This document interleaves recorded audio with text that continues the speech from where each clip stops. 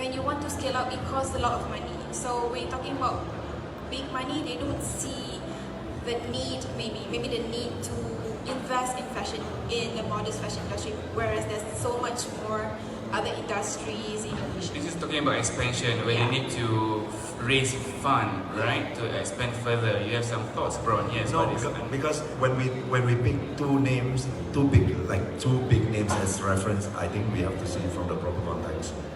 When we say Naelofar, we see the result of who she is right now. But Naelofar's entry level was when she collaborated with Jekyll and realized how big the market is, and instead of just lending my name, might as well I do my own, because finding money is not that hard for me. Yeah, that's how it all started. Okay, that's one. Two is when we talk about Fashion Valet, it's not a brick and mortar business. It was being positioned as a digital startup, handling the fashion within the fashion segment, but it's not a proper brick and mortar business. So it's a digital startup business.